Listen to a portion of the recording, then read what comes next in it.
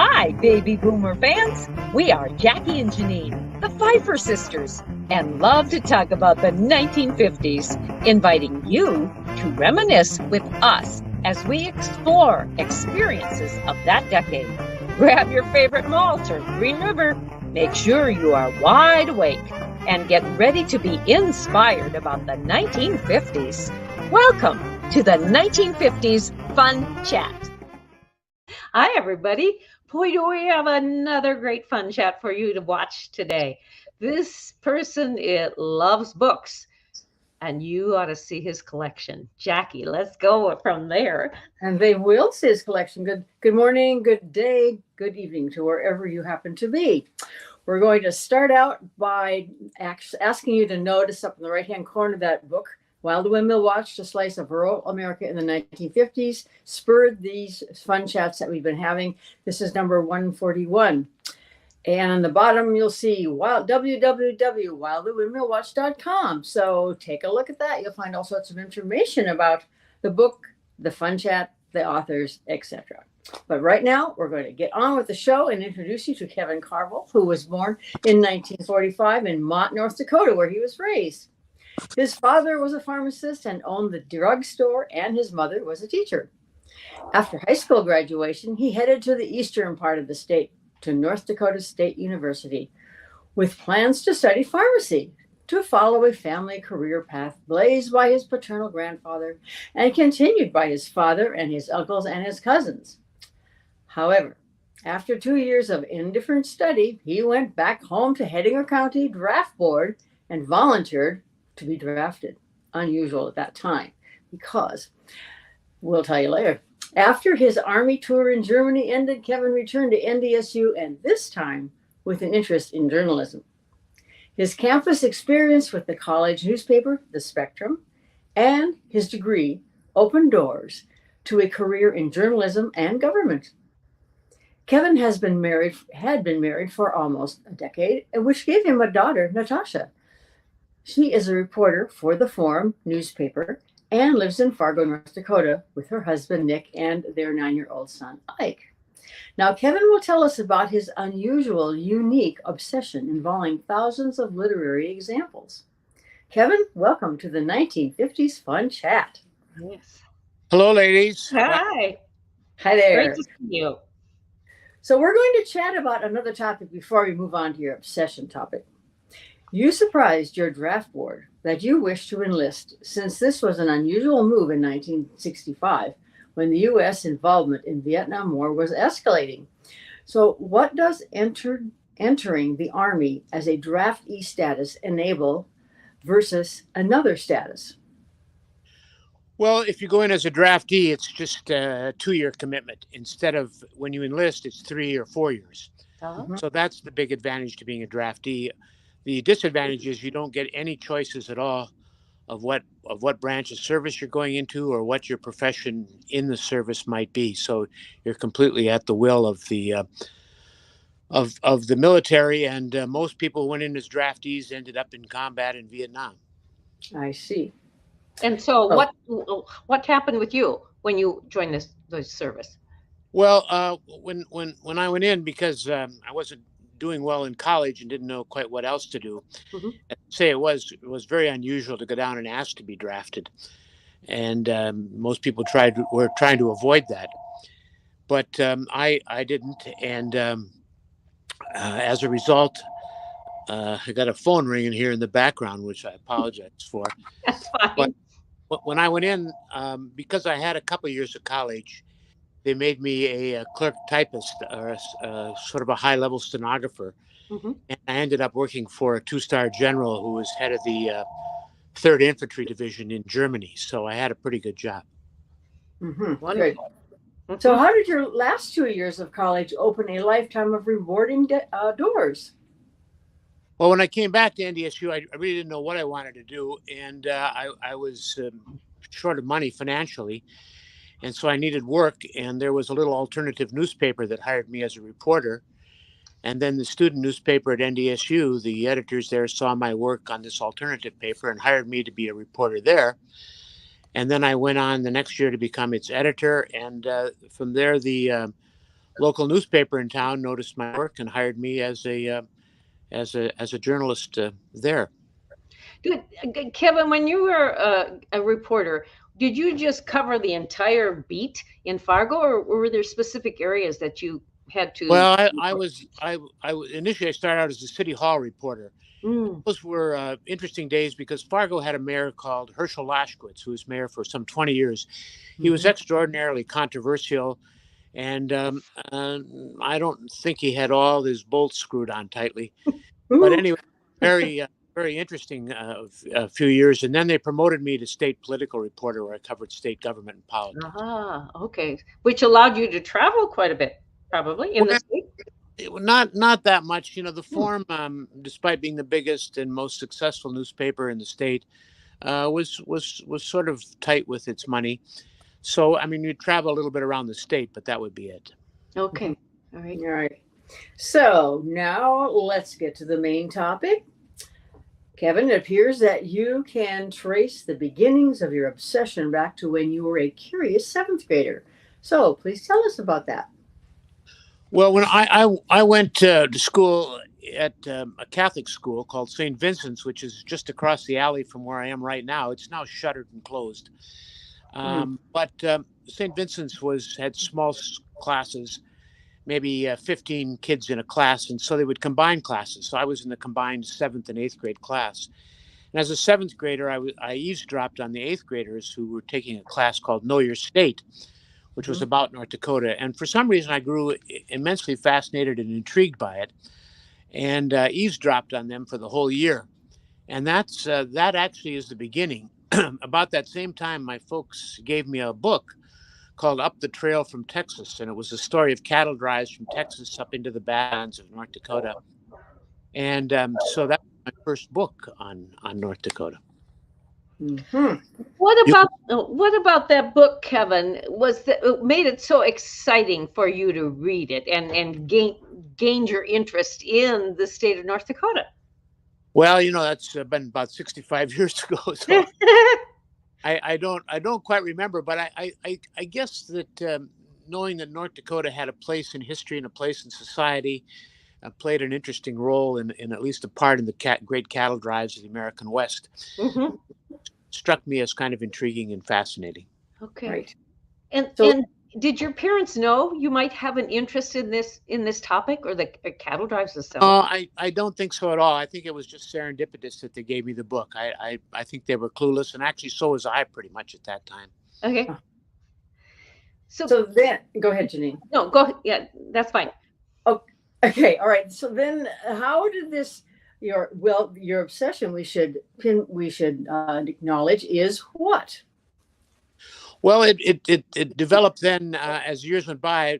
I loved North Dakota, and covering politics for the newspaper meant that I had to know a lot about the state, and I began to gather books about various aspects of North Dakota.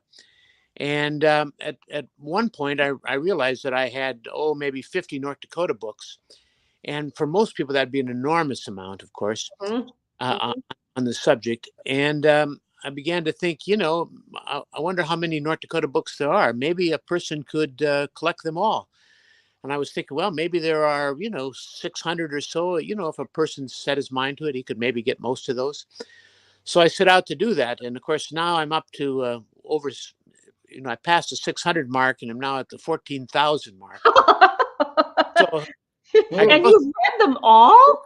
no, Have but you? I've read, I try to read. I finished another one last night, and that's all I read is North Dakota books. And people will Mhm. say, well, that's sort of limiting, but one of the books may be on Phil Jackson, who the autobiography of the great basketball Yes. player, and Mhm. another one may be a book on geology of the Great Plains, and so there's a whole range of subjects. And so I'd forgotten when I started collecting that every high school publishes an annual every year. Every college and high school publish an annual, and then there are Mhm. all those community histories that are published for their 50th and 100th anniversaries, and Right.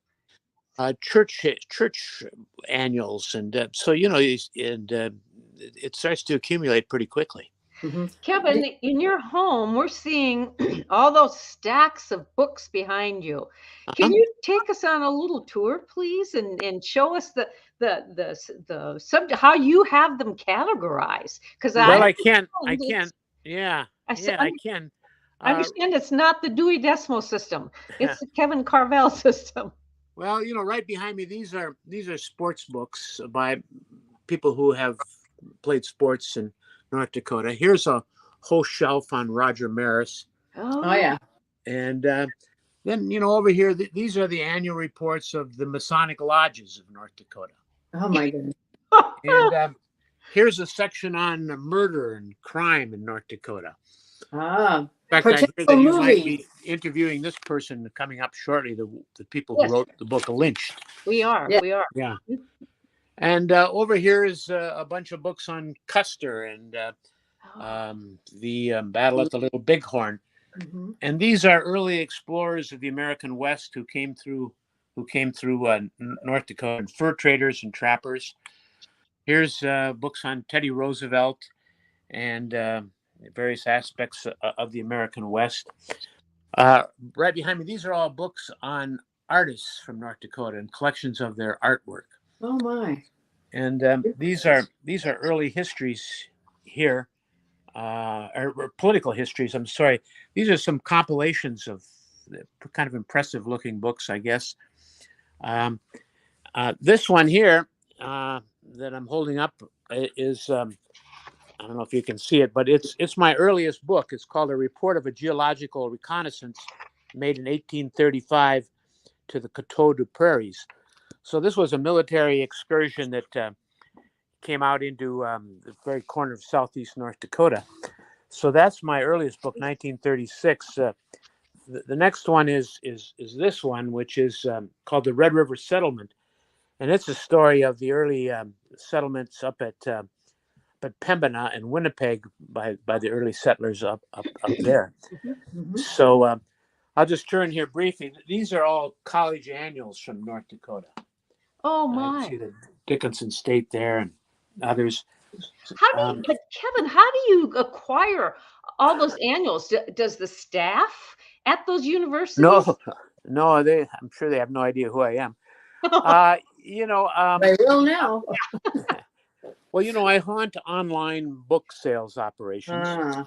and I go to rummage sales. In fact, coming up here in Southwest North Dakota is one they call the Highway 21 rummage sale. There's a Highway 21 runs from Mandan down through Flasher, Carson, Elgin, Mott, Okay. Mhm. and so every What's year they that? have rummage sales all along that route, and so I go there and secondhand stores and antique sales and just to. Do you have a list of those you're missing? Years Yeah, that I you- do. I have a big volume, and I carry it with me. So because Yeah. sometimes I accidentally buy books 2 or 3 times. Oh. They look pretty good, huh? So yeah. back to that route. Wasn't that a stagecoach route at one time from Mandan down? Well, you're right. You're very close. It's a very similar. Yeah, there was a route that came down from Mandan through Flasher down into the Black Hills. It served the early gold rush down at Deadwood. Mm-hmm. Yeah. There's a couple of monuments along the way and some places where they cross the river, fords on the river that are one can still track if one is intrigued. Okay. Cool. And then you have another shelf that just has like church histories or community histories. Do you have? Yeah, I can walk over there here quickly. Yeah, now, they're this wall here and the wall over there are all community histories. I mean, if we go up close, you can see here's the F's Forest River and Fort Ransom and Foster County and Fullerton and Galesburg. So that shelf, they include, as I say, the community histories and the high school annuals are in there. Yeah. And church books from those communities. Do you collect any of the church cookbooks from North Dakota? I don't know if I can show you. It's way up high, but way up near the ceiling are the church cookbooks. I don't because I have, I suppose, 75 up there, but I really don't collect them because there's so many almost every women's group in every church Yeah. has produced a book or two. And, you could fill my library probably with just those church books. Yeah. Mhm. So, So but let's back up and tell me, how did this structure come to be where all these books are? well, I grew up in this home and then left when I was 17 to go off to college in the military. And Mm-hmm. then I got a job and spent my life working in Fargo. And eventually, of course, my parents died and the house was standing empty, and I and my siblings were trying to decide what to do with it. And none of them were much interested in it because they all had handsome places of their own. So I had a great place in Fargo, but I decided I would move back to Mott. I hated to see the family home go into other hands, and so I moved back. And the advantage from moving from Fargo to Mott was that the difference in house prices. Fargo, it was a flourishing community, so prices were high for homes. And Mott is like most small towns in the Great Plains that aren't close to bigger towns. They're declining and dying. And so homes are very inexpensive. So after I sold my home in Fargo and bought this one back in Mott from my siblings from the estate, I had $100,000 left. So of course I couldn't put that in my pocket or save it. No, So you have to reimburse it because of taxes, huh? Is that right? well, I didn't even think about that. But so I built the library. It cost actually more than $100,000. I had to take out a loan on top of it. But you're having fun. Yeah, and I tried many designs, but none of them were very satisfying. And but then finally, a friend of mine who's an architect said, "Well, why don't you get an architect?" And I said, "I just can't afford it. I'm going to be stretched to the limit to pay for the construction costs." He said, "Well, I'll do it for free." Woo-hoo. So I had a free architect who did it, and so it's just a wonderful, wonderful addition. And very happy. If you have any viewers who are traveling through here and want a tour, I'd be glad to give one. Wonderful. Well, Kevin, I know when we talked the other day that you said you did have a copy of our book, While the Windmill Watched: A Slice of Rural America in the 1950s. Yeah, I do. Yeah, I do, and I've read it, and Oh, good. I make. As I say, make a point to try to read most of them. And one of the areas that I try to read all of them on are those on reminiscences of that put together. So I have an entire wall of those. I guess I don't know if you want me to wander around again a little bit, but Sure. here in the this wall expanded out of the library into the living room. And these are all reminiscences of biographies. And here's one you might find familiar. Oh, I love that book. Yeah. And what a great story that is. Yeah, so it's And that looks like it's a first edition, huh? well, I guess I don't know. Well, you can but it's tell up by there.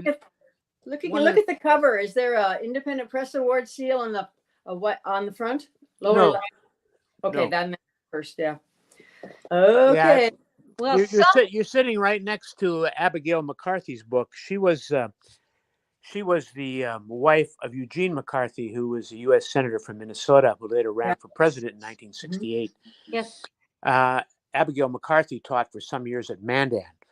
Uh-huh. And so her book is up there next to yours. And Did she grow up in North Dakota, or why? no, she didn't. She didn't. Oh. And so my books are not all by North Dakotans, but they touch on North Dakota, or they cover it in some fashion. Sure. So then that leads to the question: what is the criteria that you have?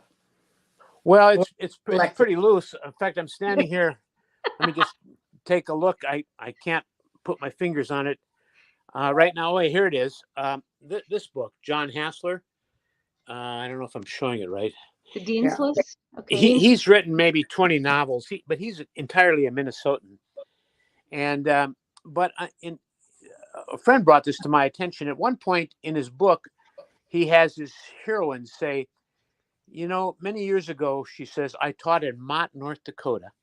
Oh, and she said the students there had the best SAT scores of any students in America. Is that right? So, of course, the students at Mott don't have those kind of great scores, but it was this wonderful little shout out to my hometown here. Yeah. And I couldn't figure out why. and that's the only reference to Mott or to North Dakota in the entire book. There's nothing else about North Dakota in that book, but of course I had to include it for that little tiny You sentence. bet. But You it bet. turned out some research shows that his secretary at the time, he was teaching at Bemidji State, and Okay. his secretary at the time was a student there from Mott, and that was his little salute to her. How Oh, nice. So as I say, some of the books don't have an awful lot to do with North Dakota, but they all have some connection, or at least the author is from North Dakota. right. Okay, so getting back to your architect, did he create something that was humidity correct and heat correct and light No, correct? no, Sure. he didn't. The only thing we did was it doesn't have many windows in it because the sunlight fades books Yes, pretty right. badly. It's the most destructive.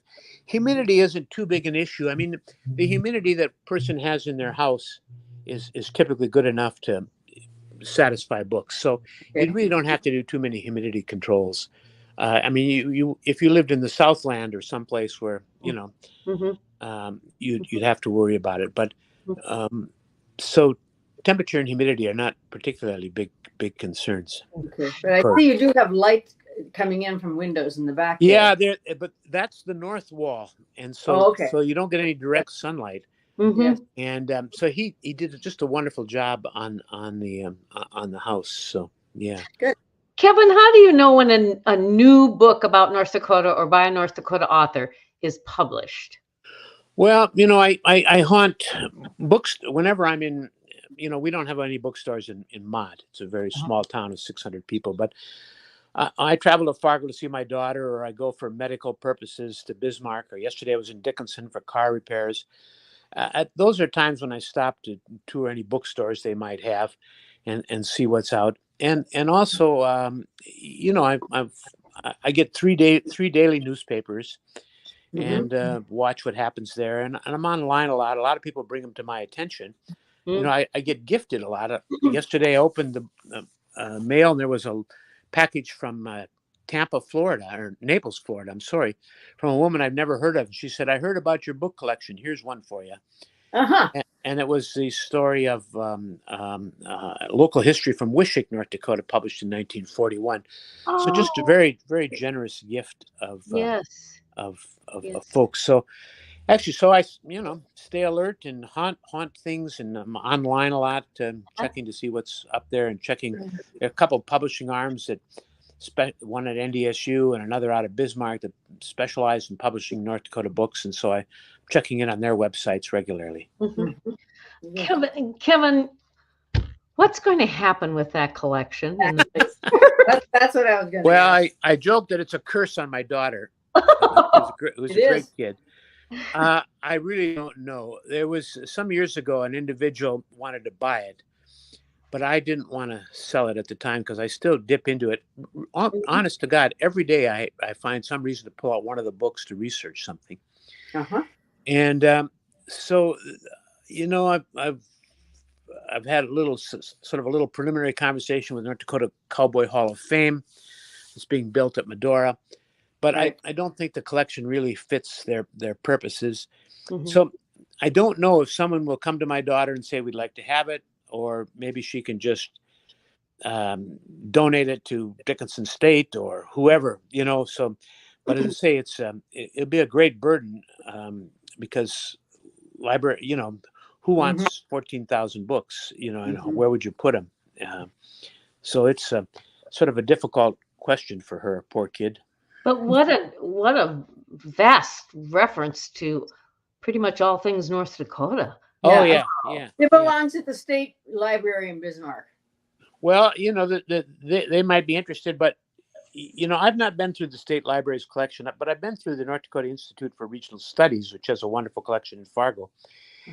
And I have a number of books that they don't have, but most of what I have replicates their collection. I mean, mine is the largest collection in private hands, but as I say, NDSU and the state and the University of North Dakota, those three have bigger, more comprehensive collections than I do. But I'm sure I have a number of books that they don't have. Some are pretty rare. But so, I mean, if NDSU were to buy them, they would pick out the best ones and then have to sell off all, mounds of duplicates themselves. So, Right. Yes. To take on eBay or something.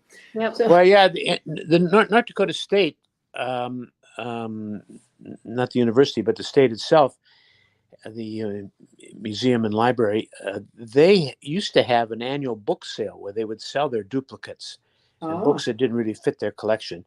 And Mhm. it was always haunted by people like me who'd be in line a half hour early. By the way, one of the interesting things about book collecting, is that of the 20 people who'd be in line early, 19 would be men, oh, and or 18 would be men. It's sort of fascinating that the collectors and dealers are male. But I don't know why that should be. Although there've been a number of articles recently in book collecting magazines and elsewhere about the growing interest or growing participation of women in the collection of books. So maybe that's changing.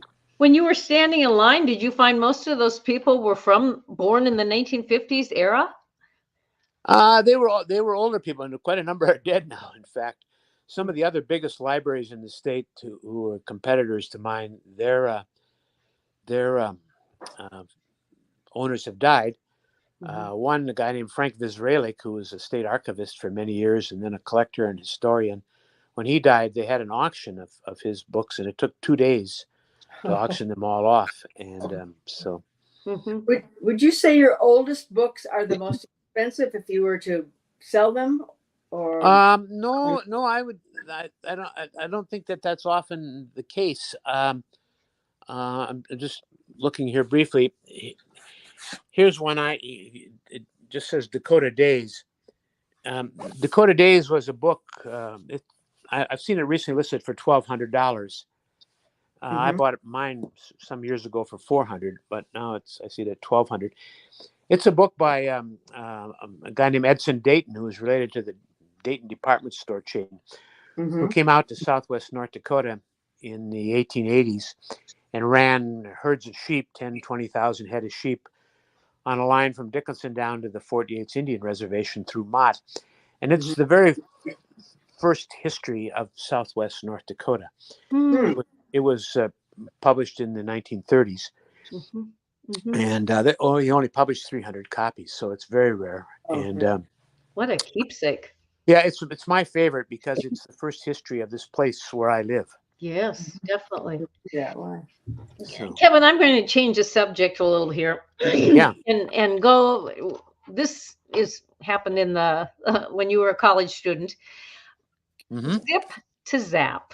That has become so well known with many people even outside the state of North Dakota. Tell us your influence with Zip to Zap, and tell our viewers actually what is Zip to Zap.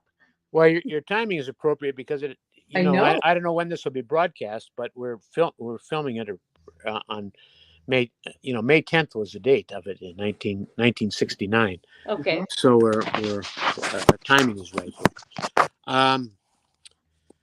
Well, Zap is a little town in North Dakota, just of 150 people. And when I was editor of the student newspaper, we had kind of a beleaguered year. We were a little bit controversial. It was a time of beginning of feminism, women's rights. There's a lot of anti-war sentiment floating about. Questions of black and white racism were involved. So things were kind of tense on campus and kind of interesting and exciting. And we had published a newspaper which reflected all those tensions and various interests. And we'd been kind of beleaguered. A lot of people weren't happy with it. I was called into the president's office more than once to hear his concerns. But we decided that we should have a picnic at the end. We were a pretty close-knit staff. And we decided that on our farewell, we'd have a overnight picnic. We'd go camping somewhere and have a picnic and say goodbye to each other. And so somebody started joking, well, we should go to Zap. Well, Zap is 300 miles from Fargo. But, it was just a goofy name. And so we started making jokes about it in the in the masthead of the paper, little jokes, little tiny 6-point type. And then somebody else sort of picked up on it and started taking out want ads in the paper saying, see in Zap May 10th or zip to Zap May 10th. And one day at our staff meeting, at our Friday staff meeting, one of the staffers said, you know, the Vets Club is coming with us to Zap, don't you? And in those days, the Veterans Club was pretty sizable because a lot of people were coming back from Vietnam. Uh-huh. So there was a lot of veterans on campus. I said, no. And somebody said, well, the football team is coming too. And even in those days, NDSU's football team was renowned. Yeah. And somebody said, well, the Theta Chi fraternities are coming too. The Theta Chi's were all guys from Southwest North Dakota, where Zap is. So I thought, oh, my heavens, it's no longer our little private joke. So I gathered up a couple of friends and we drove out to Zap and reconnoitered. And I came back and wrote a story, a tongue-in-cheek story about Zap and the Zip to Zap and the picnic. And it was the first sort of announcement of this, public announcement of this event.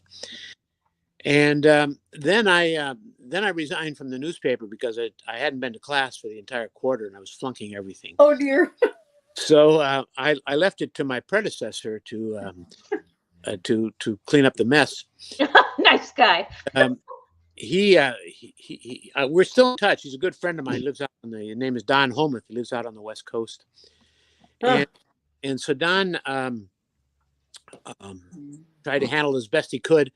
But one of the things that happened was the Associated Press picked up the story, found it interesting, and put it on what they call their A-wire, which goes to every newspaper and media outlet in America. So it showed up in newspapers all over America and on radio stations and TV stations everywhere. And I had returned to Mott to work at my dad's drugstore. And I'd be in there stocking shelves or something, and my phone would ring and my dad would answer it. And then he'd say, Kevin, get the phone. It's the Chicago Sun-Times, you know. So there were lots of calls there and to the newspaper in itself. And so it just became, it ended up, there was, just being publicized very widely. Mm-hmm. And how many people actually ended up coming to Zip to Zap? Well, nobody knows because, they were milling all over town and they were in the bars and on the streets and in the park. And, so nobody, I don't think anybody ever even tried to do a count. And one of the problems was that Zip to Zap was just a one-day Saturday. And people would talk about camping out Saturday. Well, what had happened that a lot of people went up early on Friday before anything was scheduled or planned. And that included myself. And so the estimates were 2,000 to 3,000 people were there on Friday night. Mm-hmm. And the next day would have been just overwhelming for the community. It was probably a good thing it ended because there were thousands others who had chartered buses and who were staying Friday night in Bismarck or Dickinson and going to drive up the next day who didn't want to camp out 2 nights in a row. So anyway, 2,000 to 3,000 that first night. And the next day, just heaven knows. And of course, one of the difficulties was that porta potties hadn't been invented yet. So it was that was going to be a major issue. Mm-hmm. And I'd heard that the bars were out of liquid beverages on Friday night. And so I don't know if that's true. There's a lot of myths and things. I see. That may be true. I can't vouch for it one way or the other. So it might be true that they ran out, but I know that they'd backed semi trucks up to their back door to be ready. So they were. Oh, okay. Well, Zap is forever in the minds of so many people, and we don't hear much about the devastation of the crops or the field or the lack of porta potties or whatever. It was just a good time. Well, it was for most people. Unfortunately, I mean, if you invite a lot of young people to come and drink a lot, well, you know what's going to happen. I mean, it's wherever you go, if it's a street dance or prairie party or whatever, young kids don't know their way around liquor and tend to always overdo it. Mm-hmm. And when the National Guard, North Dakota National Guard was called in, did that change the whole flavor or perspective of the event? Well, what happened was eventually that night everyone went to sleep. The bars eventually closed and the bonfire in Main Street died down. Everybody went to sleep. And meanwhile, the governor, Bill Guy, had called out the guard. And there were also all the highway patrolmen from around the state had assembled there. and large numbers of sheriffs and deputy sheriffs from everywhere in the state had come too. So at dawn, Zap sits down in a little valley along a creek. And at dawn, they came marching over the hilltop. It was like one of the old stories where the pioneer wagon train looks up and the Indians are all.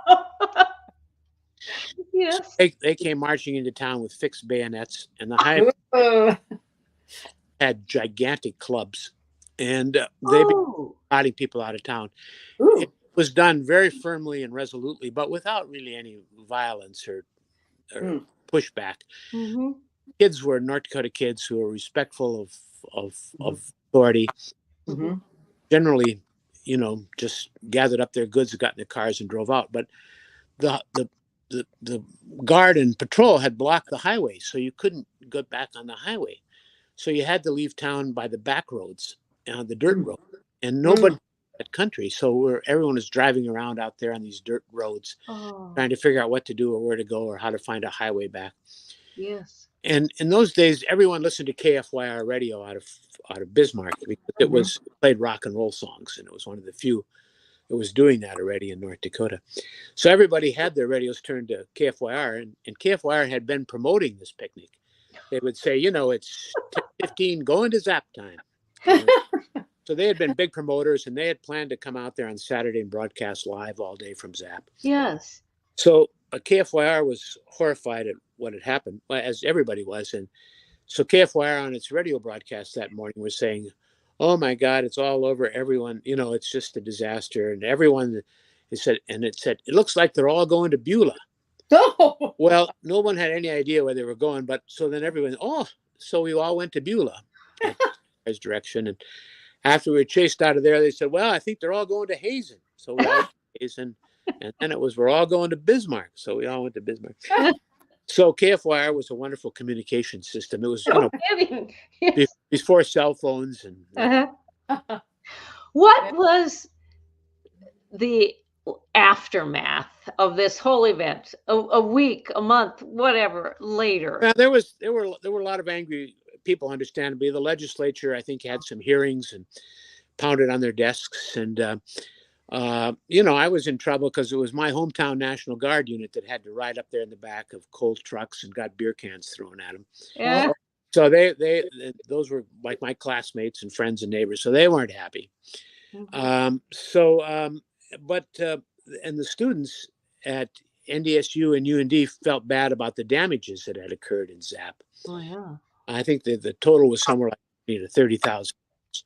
In 1969 dollars. Today that would be 10 times or 20 times more. But they collected enough money to send to Zap to cover all the damages. Wonderful. So those were paid for, and I mean it died down. It was kind of funny. Zap was horrified at what had happened. I mean they had been good sports about it and had decided to welcome people as best they could. But then, of course, when things went south, they were naturally unhappy. But as the years went by, they began to see the humor in it and began to enjoy their little spot in history. And now, every couple of years, they hold a reunion up there, a Zip to Zap reunion, and have street dances. And has there been a book written about that? No, nothing's been written. So well, there you go. There's a spot for that. Yeah. I drove up to the 50th reunion. And it was interesting that there were more National Guardsmen there than there were people who had partied. All came back. Good times for the National Guard, huh? Well, they had enjoyed their little moment in history as. Yeah. Yes. Oh, cool. Kevin, this has been such a fun chat. Thank you so much. All right, we'll do it. We'll do it every week. We will. Yeah, you come up with the content, and we'll record you. All right. Well, as I say, if any of your viewers want to tour the library, tell them to give me a holler. Okay. Yes. And when we meet you face to face sometime, have our book in hand, and we'll autograph it. All right. Yeah, it's here. All right. Okay. All right. Hey, okay. We'll close up, but don't go away. We'll just end the program, but just stay on. Okay. Hold on. All right. Okay, Bye-bye. Jackie, how can you close us out? Well, I can just say thanks for joining us, folks, and tell your friends, even your family, about the 1950s Fun Chat. So until next time, toodaloo.